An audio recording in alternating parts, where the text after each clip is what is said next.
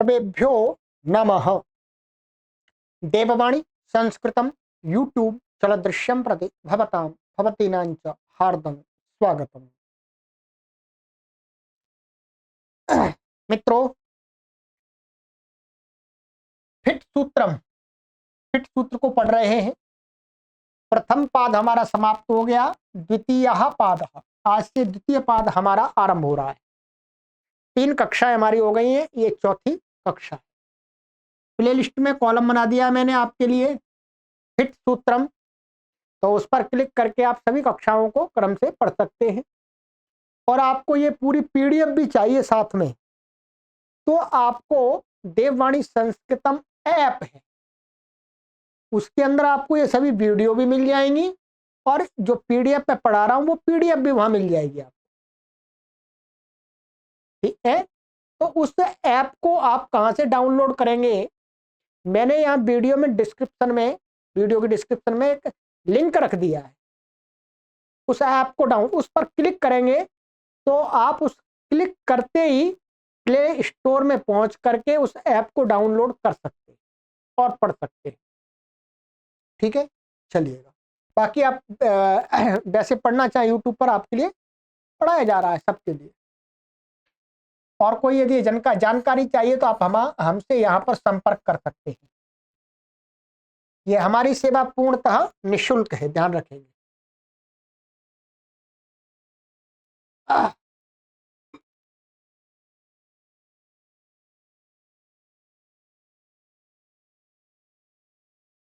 चलिए,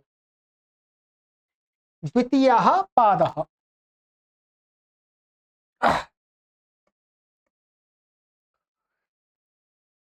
अथादिः प्राक्शक्टेः, अथ अव्ययपदम, आदिः प्रथमा व्यक्ति एकवचनान्तं, प्राक् प्रथमा व्यक्ति एकवचनान्तं, शकटेः पंचमी व्यक्ति एकवचनान्तं।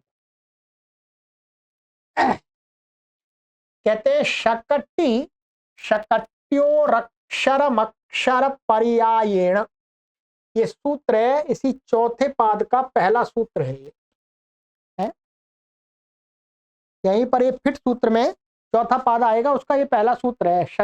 शकटी शकट्योरक्षरमक्षरम पर्यायेण, ऐसा है। इति वक्ष्यति, ये आगे चल के कहेंगे। प्राग एतस्मात् प्रातिपदिकस्यादिरुदात्तो भवतीत्यधिकारोऽयं वेदितव्य। कहते उससे पहले, इसका मतलब तीसरे पाद के अंतिम सूत्र तक प्रातिपदिक का आदि उदात्त होगा, ऐसा जानना चाहिए। ये अधिकार चलेगा, और प्रातिपदिक का आदि अधिकार चलेगा। आगे आदि उदात्त करेंगे, आदि उदात्त। कुछ बीच में अपवाद भी कहेंगे, मध्य के, अंत के, उसके लिए विशेष सूत्र होगा। तो ये जानना चाहिए। अथ शब्द आदि उदात्त प्रकरणारंभ द्योतकः पादारंभ प्रकाशकश्च।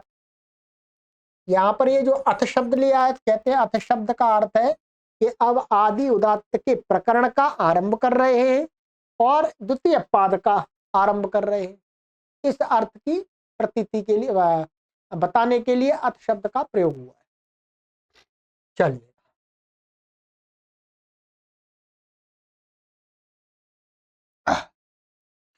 ह्रस्वान्तस्य स्त्री विषयस्य, ह्रस्वान्तस्य षष्ठी व्यक्ति एकवचनान्तं, स्त्री विषयस्य षष्ठी व्यक्ति एकवचनान्तं, हिषः आदिः उदात्तः इत्यनुवर्तते, इसके ऊपर से अनुवृत्ति आ रही है।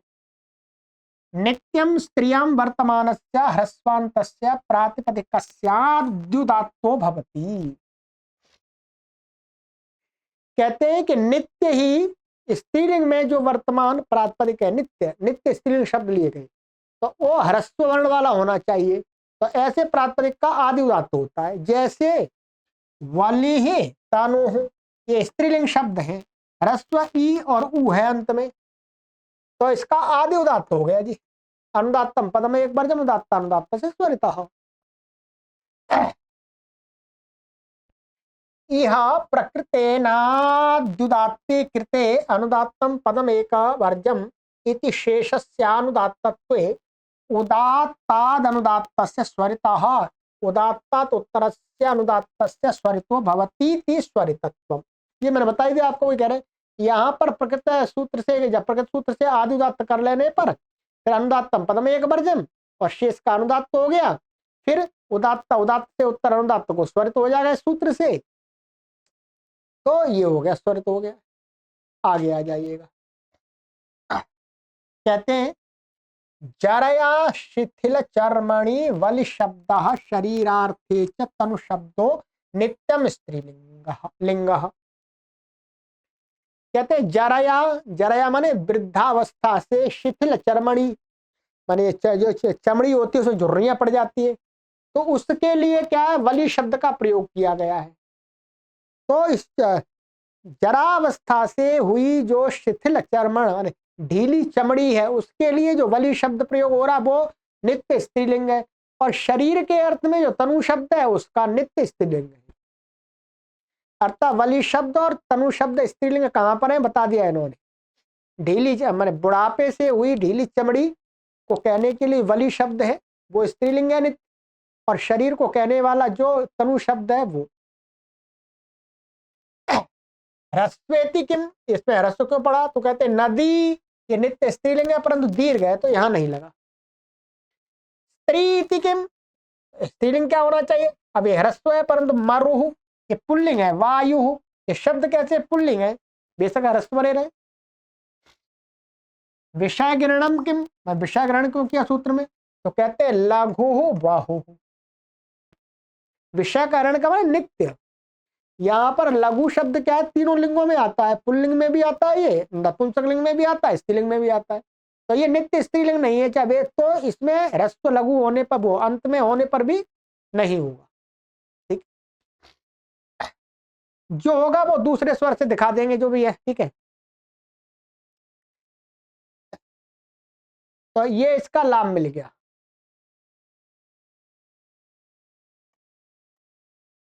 नव विषयस्यानिसन्तस्य, तो नप विषयस्य षष्ठी व्यक्ति वचनान्तम अनिसन्तस्य षष्ठी व्यक्ति वचनान्तम विषः आदि उदात्त इत्यनुवर्तते। ये नप वास्तव में क्या है आगे बता रहे हैं, नप इति नपुंसक लिंग से संज्ञा। ये आचार्य शांतनु ने अपने व्याकरण में नपुंसक लिंग को क्या कहते हैं, ये नप, परंतु संज्ञा सूत्र तो कहीं नहीं मिल रहा। इसका मतलब कोई इनके और भी ग्रंथ हैं व्याकरण के, वहां पर इन्होंने नपुंसक लिंग की नप संज्ञा की हुई है, उसका प्रयोग अपने इस शास्त्र में किया है। यही बात तो ज्ञापित तो होती है। तो नव विषयस्य अर्थात नित्यम नपुंसक लिंगे वर्तमानस्य इसंत भिन्नस्य प्रातिपदिकस्य आदिवास्तो भवति। नित्य नपुंसक लिंग में वर्तमान इसंत नहीं माने इस प्रत्यांत नहीं होना चाहिए, उससे भिन्न जो प्रातिपदिक होगा उसको आदि उदात्त हो जाता है। जैसे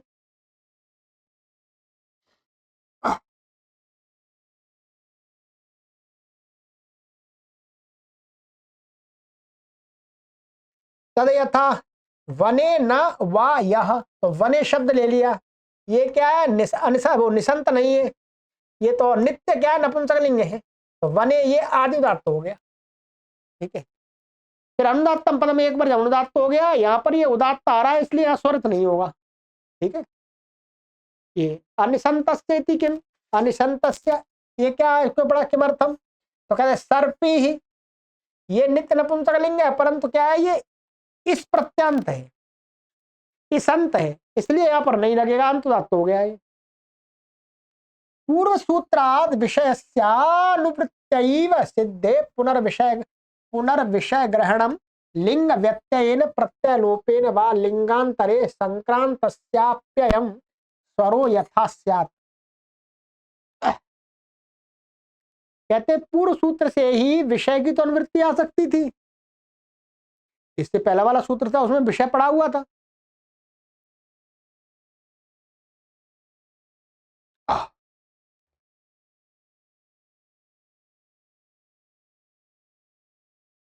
तो फिर सिद्ध होने पर भी पुनः इस सूत्र में विषय ग्रहण किया है तो उसका प्रयोजन है क्या, लिंग व्यत्यय से यदि नित्य नपुंसक लिंग शब्द यदि व्यत्यय के द्वारा अन्य लिंग में चला जाए, क्या व्यत्यय माने व्यत्यय कहां पर होता है, छंद में होता है, तो छंद में कहीं कहीं पर व्यत्यय से वो नपुंसक लिंग पुल्लिंग भी बन जाए, वहां पर भी हो जाए, ठीक है। और प्रत्यालोपेन वा, अथवा कहीं प्रत्यालोप हो गया, नपुंसक लिंग शब्द है नित्य परंतु उसमें जो प्रत्यय था उसका लोप हो गया तो वहां पर भी हो जाए।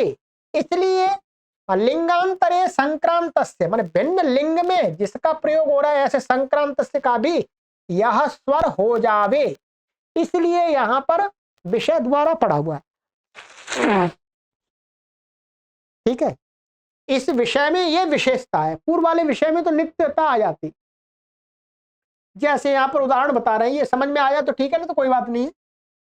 जैसे लिंग व्यत्यय ना मधोस्तृप्ता इवासते, ये मधु शब्द है, यहाँ पर मधु शब्द वैसे क्या है नित्य स्त्रीलिंग और नपुंसक लिंग है, अब परंतु यहाँ व्यत्यय से इसको स्त्री पुल्लिंग कर दिया, ये क्या है षष्ठी का रूप है एक वचन का, जैसे गुरोह बनता है तो ये व्यत्यय से स्त्री पुल्लिंग हुआ है, सामान्य प्रयोग नहीं है इसका पुल्लिंग में, सामान्य प्रयोग तो इसका नपुंसक लिंग में ही, तो अभी यहां पर भी इसको क्या हो जाएगा, आदि उदात्त हो जाएगा, ठीक है।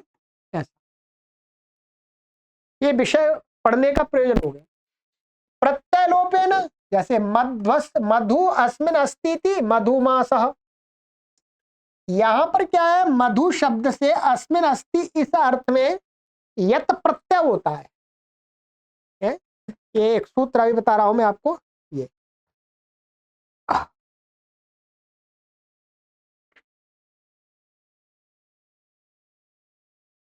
ये है हमारा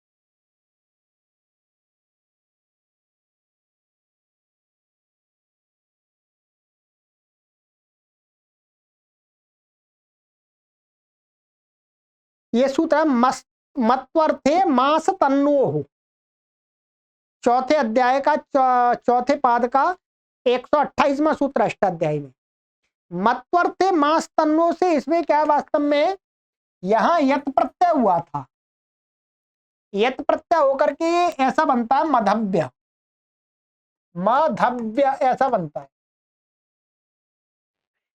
यहां पर अब क्या हुआ, प्रत्यय आया जो यत उसका लुक हो गया, लुक होने पर ध्यान रखेंगे, अब ये वास्तव में क्या हो गया था, ये मधव्य, वहां पर क्या मांस और तनु अर्थ में होता है, मांस और तनु, मांस शब्द पुल्लिंग है और तनु शब्द स्त्रीलिंग है, तो इसके जब यत प्रत्यय ये तो नपुंसक लिंग है, परंतु अब ये क्या कहेगा, ये या तो मांस को कहेगा तो पुल्लिंग हो जाएगा मधव्य, और तनु को कहेगा तो ये क्या हो जाएगा स्त्रीलिंग हो जाएगा ये मधव्या। अब ये प्रत्यय अब यहां पर क्या यत का लुक कर दिया, अब यत का लुक कर दिया, लुक कर दिया तो लुक होने के बाद में अर्थ तो रहा है, तो अर्थ के अनुसार ये पुल्लिंग माना जाए, अब ये तो हट जाए बात वैसे आ जाएगा, ठीक है। मधु पुल्लिंग माना जाए या स्त्रीलिंग माना जाए, तो वहां पर भी इसको हो जाए, तो वही का प्रत्यय जहां पर अब मधु शब्द है या प्रत्यय आया था उसका लुक हो गया, अब तब भी इसको आदि उदात्त हो जाए और ईश्वर हो जाए, ये प्रयोजन है मुख्य रूप से। हो सकता है आपको उसमें कठिनाई आई हो पर ये समझना तो पड़ेगा ही। ठीक है, जब विषय का प्रयोजन बताएंगे तो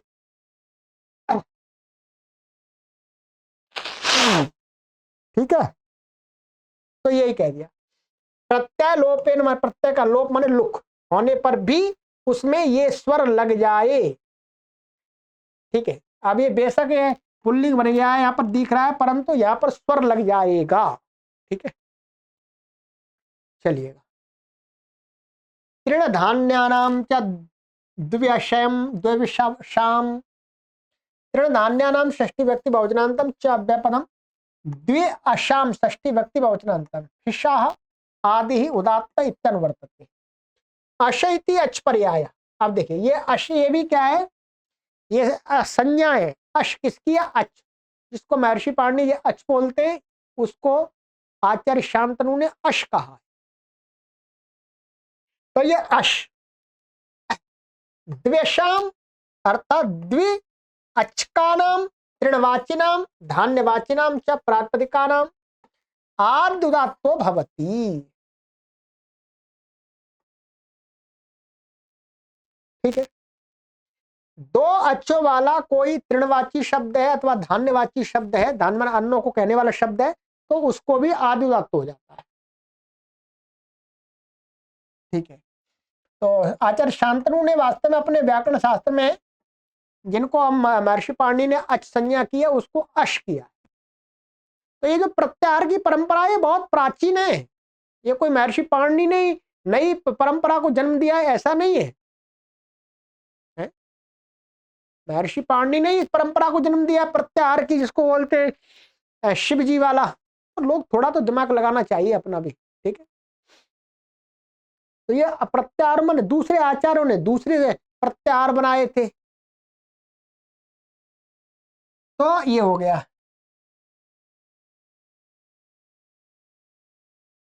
तृणवाचिनाम तावत उषाह काशः, ये हो गया आपका। ठीक है, तृणवाची है तो आदिवात हो गया। धान्यवाचिनाम तावत माशः तिलः द्वेषाम इति किमर्थम, दो अचवा द्वेष क्यों पड़ा हुआ है सूत्र में? तो कहते हैं गोधूमाः, तो ये गोधूम शब्द है तो धान्यवाची, परंतु इसमें तीन अच है इसलिए ये नहीं लगेगा। यहाँ पर क्या है, आगे लघावंते द्वयोश्च बहुषु गुरु, उससे क्या हो जाएगा, इसका ये उदात्त हो जाएगा मध्य, ये आगे पड़ेगी। ठीक, चलिए ये हो गया।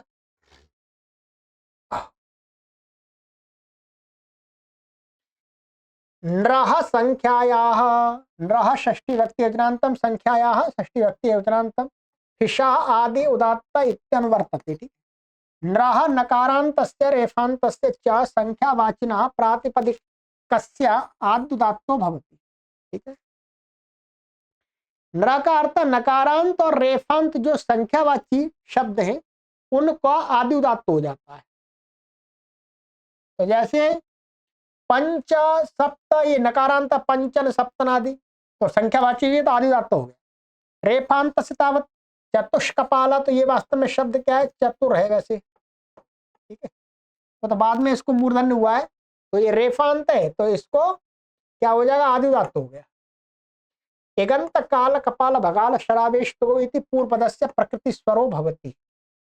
यहाँ पर क्या है, समास होने पर समास का अंत उदात्त होता है, परंतु उसका अपवाद ये है, हमने अष्टाध्याय में आपको पढ़ाया था, एगंत काल कपाल, इससे पूर्व पद का प्रकृति स्वर प्राप्त हो गया। पूर्व पद का प्रकृति स्वर क्या होगा इसमें, इस सूत्र से चतुर रेफांत है तो संख्यावाची है तो आदि उदात्त हो गया। ठीक है, ये सूत्र अष्टाध्याय में देख लीजिएगा, छठवें अध्याय के दूसरे पाद में देखिएगा, यहाँ पूर्व पद का प्रकृति स्वर का अधिकार है। संख्या नहीं बताऊंगा, संख्या तो आप देखिएगा।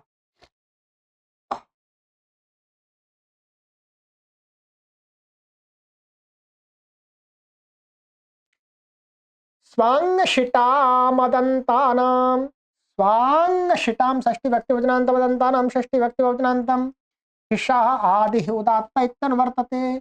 शिट इति सर्वनाम संज्ञा, देखिए अब ये शिट संज्ञा आ गई है, जिसको महर्षि पाणिनि जी अपने शास्त्र में क्या बोलते हैं, सर्वनाम, उसी को आचार्य शांतनु शिट बोलते हैं।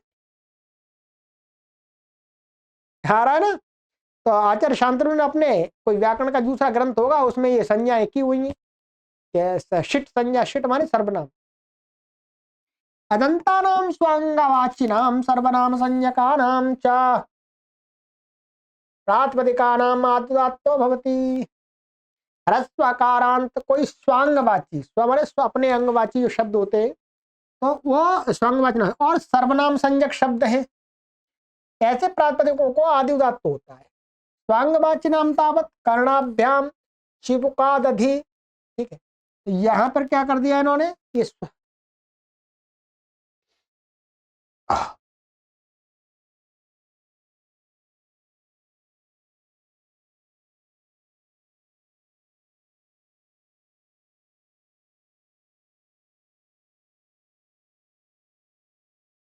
ये कर्ण, कर्ण तो अपना है ही।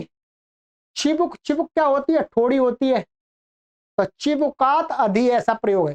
तो ये क्या हो गया, ये आपके आदि उदात्त हो गए, ये स्वांगवाची है।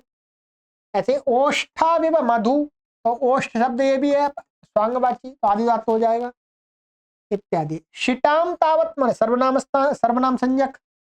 तो विश्व विहायाह, तो विश्व शब्द क्या सर्वनाम संज्ञा है इसकी, आचार्य शांतनु के हिसाब से शिट संज्ञा है इत्यादि। स्वांग शिटामिति किम, स्वांग शिट को पढ़ा तो कहते हैं ये नहीं पढ़ते स्वांग शिट तो घटा है, यहाँ पर भी प्राप्त होता तो घटा में नहीं होगा, यहाँ पर फिशो अंतुदात्ता से अंतुदात्त हो गया। अदंता नामिति किम, ह्रस्व अदंत क्यों पढ़ा, तो कहते हैं बाहु राजन्य। तो बाहु शब्द क्या है, ये अंगवाची है, स्वांग है, परंतु क्या अकारांत नहीं है इसलिए नहीं लगेगा, इसलिए यहाँ पर क्या लगेगा, अंतुदात्त हो जाएगा। ठीक है, चलिएगा ये प्रयोजन बताते हैं। मुख्य रूप से ये स्वर घटाना हमारा प्रयोजन नहीं है, इसके उदाहरणों में स्वर घटाना है। ठीक है, ये बताते हैं यहां नहीं होगा, ये नहीं लगेगा, बस ये दिखाना होता है। प्राणिनाम कुवर्गम कुपूर्वम, प्राणिनाम कुपूर्वम, प्राणिनाम षष्ठी व्यक्ति वचनांतम कुपूर्वम प्रथम व्यक्ति एक वचन। हिशान उदात्ता इत्यन्वर्त से अनुवृत्ति आती है इन दोनों की। प्राणिवाची नाम प्रातिपदिका नाम कवर्गात पूर्वम अक्षरम उदात्तम भवति। कहते प्राणीवाची जो शब्द है प्रातिपदिक, उनमें जो कवर्ग का कोई अक्षर होगा उससे पूर्व का उदात्त होता है। आदि उदात्त ना होकर के ये वाला कहेंगे कि कवर्ग से पूर्व वाला जो अच है वो उदात्त होता है। जैसे का कहा, अब काका में तो दो ही है, तो इसलिए इस का से पूर्व में ये वाला का का जो आए उदात्त हो गया। वैसे आदि उदात्त इसमें हो रहा था, ऐसे वृकाहा ये भी आदि उदात्त होगा, हगाहा ये भी हो गया प्राणीवाची, विहगाहा। अब यहाँ पर क्या होगा, यहाँ तीन है तो ये ग कवर्ग का इससे पूर्व में हा को उदात्त होगा।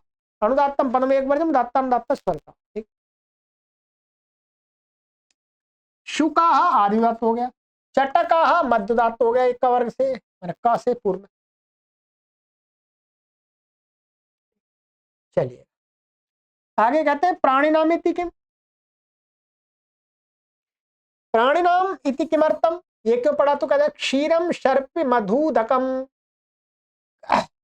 ये क्षीरम है, ये इसमें भी ये शर्पी मधुदकम, ये लगाना पड़ेगा यहाँ पर।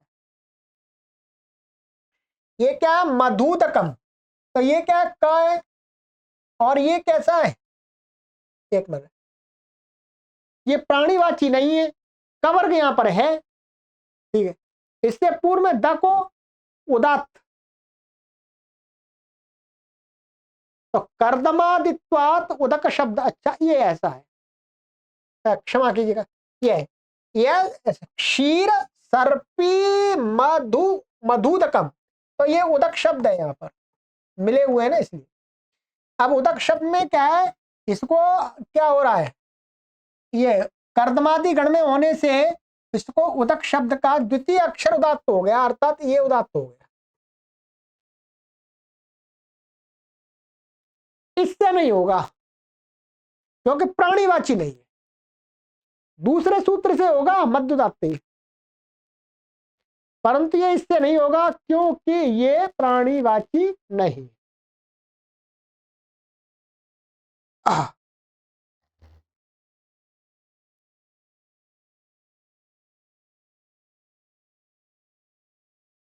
ये कर्दमादि नाम च सूत्र ये हमारा आएगा, ये कर्दमादि, ये तीसरे पाद का 9वां सूत्र है, देख लेंगे आप, देख लीजिएगा, ठीक है। तीसरे पाद का 9वां सूत्र है, तो उससे द्वितीय अच को उदात्त हो गया।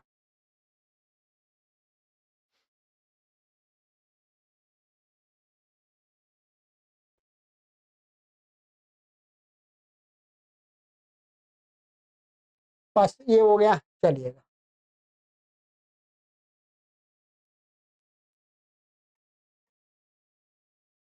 खयु वर्णम कृत्रिमाख्या चेत। खई सप्तमी व्यक्ति एकवचनांतम, उवर्णम प्रथमा व्यक्ति एकवचनांतम, कृत्रिमाख्या प्रथमा व्यक्ति एकवचनांतम, चेत अव्ययपदम, दिशा उदात्ता इत्यनुवर्तते। अब देखिएगा, ये क्या है, खाय, ये क्या है, खाय प्रत्याहार है। थोड़ा सा इतिहास की जो बात कर लेते थोड़ी। खाय क्या है, ये प्रत्याहार। और आचार्य शांतनु के व्याकरण में और महर्षि पाणिनि के व्याकरण में एक खय प्रत्याहार समान है। खय प्रत्याहार के अंदर जो वर्ण महर्षि पाणिनि के मत में आते, व्याकरण में आते, उतने वही वर्ण आचार्य शांतनु के मत में आते हैं। किसके मत में आते हैं, आचार्य शांतनु के मत में। अब आचार्य शांतनु का व्याकरण महर्षि पाणिनि से पूर्व का, ये पहले बता दिया है।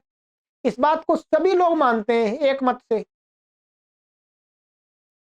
अब जो लोग ये कहते हैं कि महर्षि पाणिनि के जो प्रत्याहार सूत्र हैं वो महर्षि पाणिनि के नहीं है, वो शिव के हैं।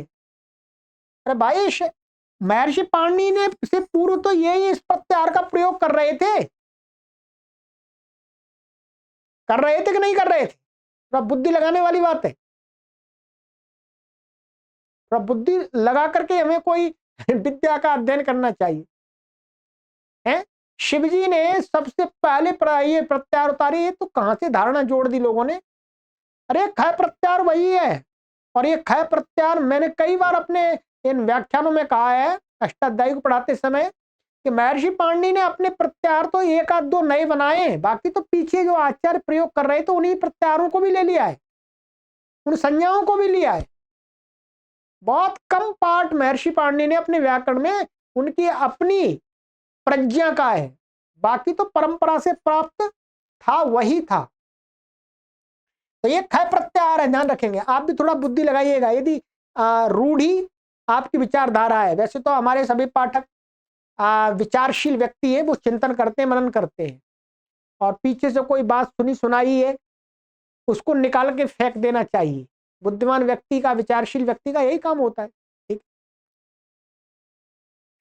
तो कहते हैं कि कृत्रिमा चेत हई परता प्रातिपदिकस्य उवर्णम उदात्तम भवति, कृत्रिमाख्या चेत भवति।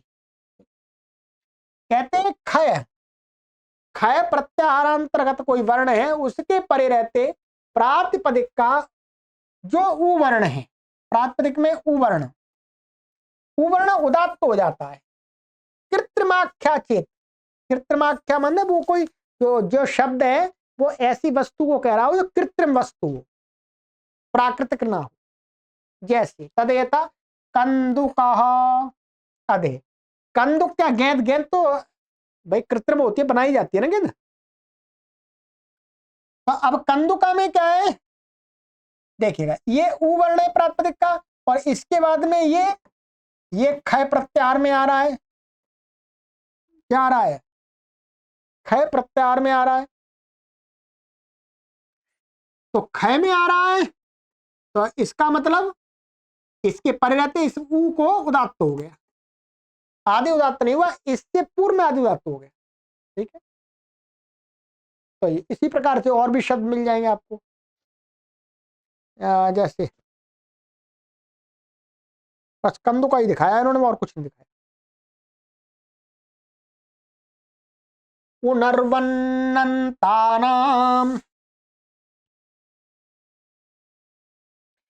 उन रिवन्नतानाम षष्ठी व्यक्ति बहुवचनांतम, हिस्सा, हिस्सा माने विसर्ग होगा वास्तव में, ऐसे हटा दिया संधि से, आदि उदात्ता इत्यनुवर्तते।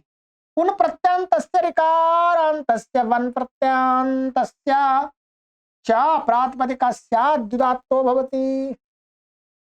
कहते हैं उन प्रत्यांत और ऋकारांत रियंत में होना चाहिए, ठीक है।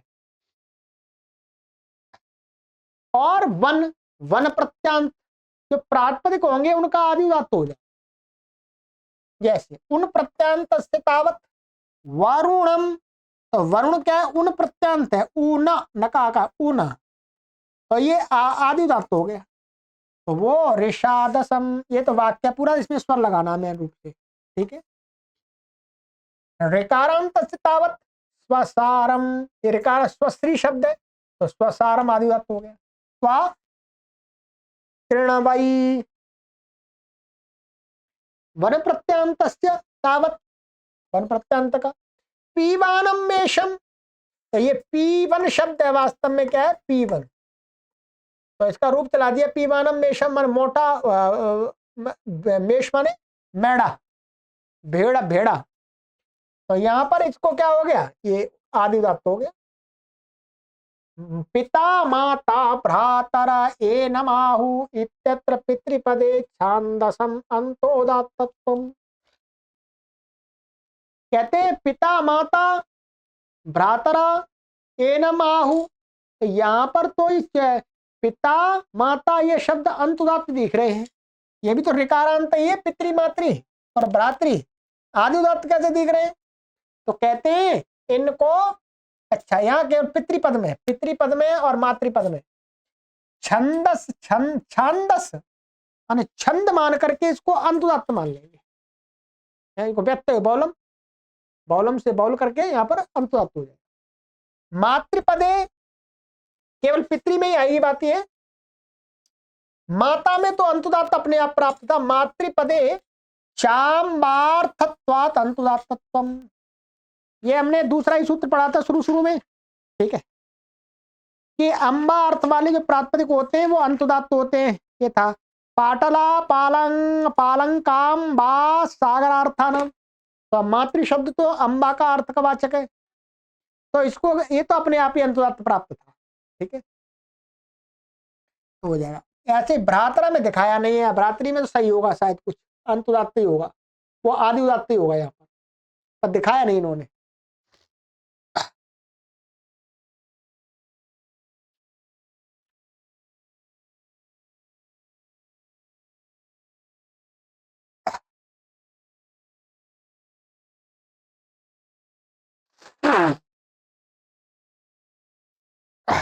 ये हो गया हमारा, चलिएगा। वर्णानाम तृणति नितंतानाम, वर्णानाम षष्ठी व्यक्ति बहुवचनांतम, तृणति नितंतानाम षष्ठी व्यक्ति बहुवचनांतम, हिषा आदि उदात्ता इत्यन्वर्तते। अत्र अंत शब्द प्रत्येकम अभिसंबध्यते, यहाँ पर क्या है, अंत शब्द सबके साथ लगेगा, ता अंत अनंत तियंत नियंत, ठीक है। ताणाति नित अंतानाम वर्णवाचकानाम प्रातिपदिकानाम आदिउदात्तो भवति, माने ता अंत वाला, अनंत वाला, तियंत वाला, नियंत वाला, ठीक है, और ये ता हलंत लिया है, एक हलंतता और ये अकारांतता है, ये शब्द होने चाहिए कैसे, वर्णवाचक, माने वर्णों को कहने वाले, रंगों को कहने वाले, तो इनको आदिउदात्त हो जाता है। जैसे देखिएगा, तांतानम तावत एतः, एता माने ये कलर को, किसी रंग को कहने वाला है, विशेष रंग को, तो ये तकारांत वाला तो आदिउदात्त हो गया। अनंता अनंतानाम तावत हरिणः, तो हरिण ये भी क्या है, कलर, कलर को, रंग, किसी रंग विशेष को कहने वाला है, तो आदिउदात्त नकारांत वाला है। त्यंतानाम तावत क्षिति ही, ये भी रंग को, वर्ण को कहने वाला है, तो आदिउदात्त हो गए। न्यंतानाम तावत प्रश्नि ही, ये भी प्रश्नि अगर तो चितकबरा होता है, तो आदिउदात्त हो गया। तंतानाम तावत वरित, ये भी रंग को कहने वाला, वरित, तो आदिउदात्त हो गया। कथम श्वेता, फिर कहते हैं श्वेता शब्द अंतुदात्त कैसे मिला, ये भी तो रंग को, वर्ण को कहने वाला है, ये अंतुदात कैसे मिला? तो कहते हैं घृतादित्वा दंतोदात्त इति समाधेयी। इसका समाधान यही है कि श्वेत शब्द घृतादिगण में पड़ा हुआ है, और घृतादिगण कैसा है? आकृतिगण है। तो यहां पर ये वर्णवाची होते हुए, तकारांत होते हुए भी ये क्या है? घृतादिगण मान कर अंतवाद कर लेंगे।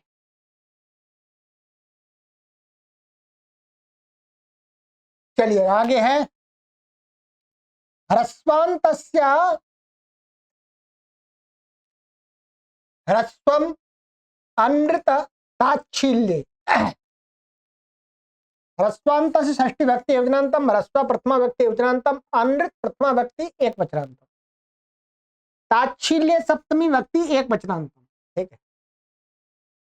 फिशः आदि उदात्ता इत्यनुवर्तते, इसकी अनुवृत्ति आ रही है। ताच्छील्यम तत् स्वभावतः, ताच्छील्य का अर्थ क्या है? उसका स्वभाव। ठीक है।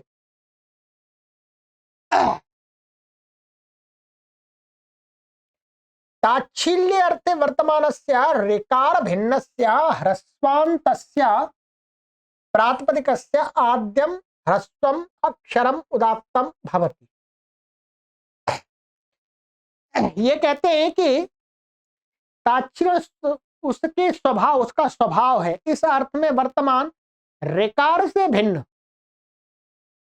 यहां पर ऐसा अर्थ लगाएंगे, माने वर्तमान ह्रस्वांत माने ह्रस्व वर्ण अंत में जिसके ऐसे प्रातिपदिक का, क्या है?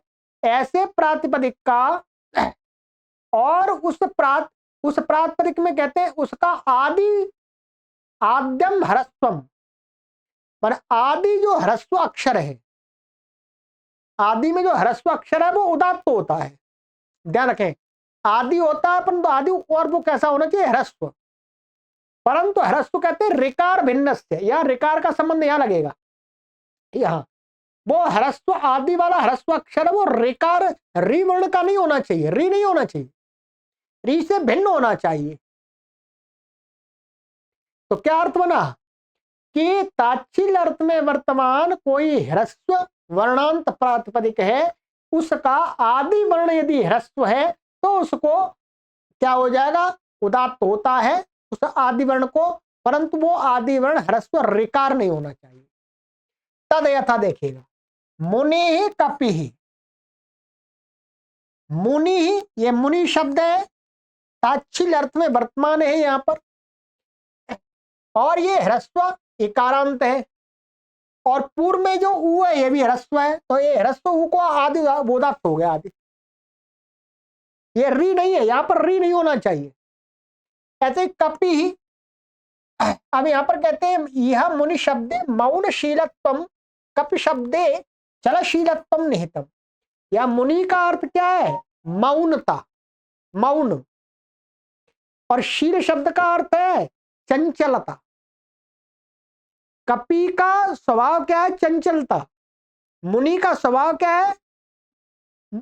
चुपचाप, मौन रहना। तो ये उनके स्वभाव के अर्थ में वर्तमान शब्द है, इसलिए हो गया। ह्रस्वांत से किम, ह्रस्वांत नहीं पढ़ते तो क्या हो जाता? वधू, वधू, वधू शब्द भी क्या है? वस्तुतः जो शर्म को रखती है, थोड़ा लज्जाशील करती है, उसको वधू बोलते हैं। तो बहू होती है उसको, वो मतलब वो थोड़ा उसको अपना कुल की परंपराओं का निर्वहन करना पड़ता है, उसको लज्जा पूर्वक रहना पड़ता है। लज्जा माने उसको कोई ऐसा काम नहीं, मैं अपना थोड़ा सा अपने सभी को एकदम ओपनली, मतलब वो अपना व्यवहार नहीं करती, ऐसा कह सकते। अच्छे अर्थ में, यहाँ पर गलत अर्थ में नहीं है, तो इसलिए उसको बधू कहते हैं। ये है तो उसका स्वभाव। तो यहां पर कहते हैं ये ह्रस्व नहीं है, इसलिए यहां पर नहीं होगा, इसलिए फिशोन्तुदात्त से अंतुदात्त हो जाएगा। ह्रस्वमिति किम, तो यहां पर प्राज्यम, प्राज्यम ये स्वभाव है, बुद्धिमान की बुद्धिमत्ता, परंतु ये दीर्घ है इसलिए नहीं हुआ। अनृतति किम, अब देखिए नृशंसः त्रिणकम, ये नृशंसः ये तत्स्वभावता है, ह्रस्व अंत में, परंतु ये आदि में यहाँ पर री वर्ण है, इसलिए नहीं हो। इसलिए ये अंतुदात्त ही हो जाएगा, फिशो अंतुदात्त। तृणकम ये भाई ताच्छी लेती किम तत्व जड़। तो जड़, जड़ क्या है यहाँ पर? जड़ व्यक्ति को कह रहा है, मूर्ख व्यक्ति को, जड़ता को नहीं कह रहे हैं। तो यहाँ पर ये भी अंतुदात्त हो जाएगा। ये अंतुदात्त हो रहा है, वो उसी से हो रहा है प्राय करके, फिशो अंतुदात्ता से अंतुदात्त हो रहा है, प्रातिपदिक का अंतुदात्त।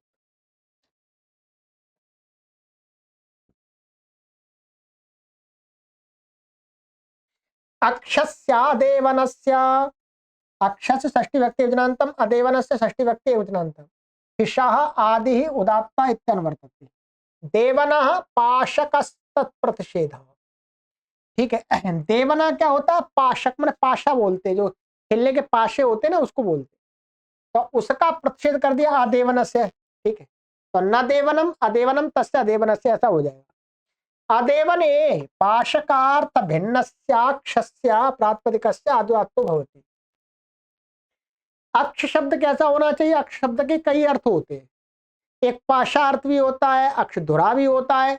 तो ये पाश अर्थ नहीं होना चाहिए, पाशा व तांस जो होते हैं वो अर्थ, उससे भिन्न अर्थ में जो अक्ष शब्द होगा उसको आदिदात्त हो जाता है। जैसे तदेथा तस्य नाक्षः, तो तस्य न अक्षः, या संधि हो गई है, तो ये अक्ष शब्द क्या भिन्न अर्थ में है, पाश अर्थ में नहीं है, तो आदिदात्त हो गया। अनुदात्तम पदम एक वजन दात्ता अनुदात्त स्वर्त हो गया। अब देखिएगा, अदेवन इति किम किमर्थम? अदेवन यदि नहीं पढ़ते तो क्या हो जाता? तो कहते हैं अक्षयरमा दिव्य।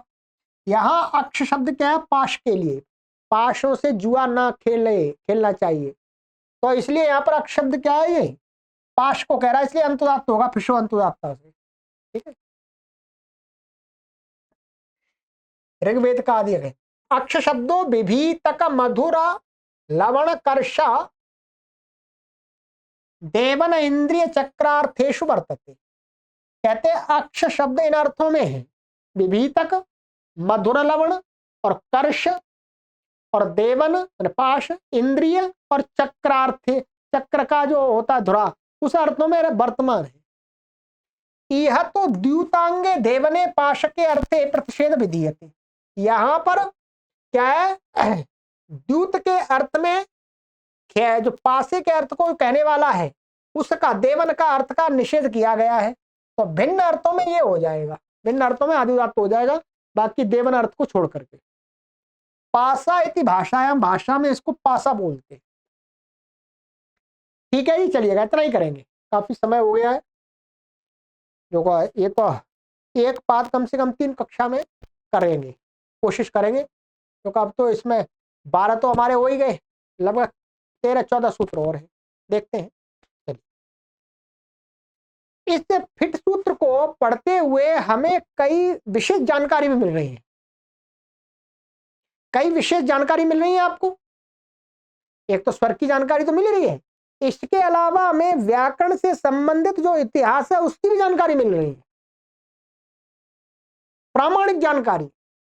ठीक है, चलिए, सर्वेभ्यो नमः।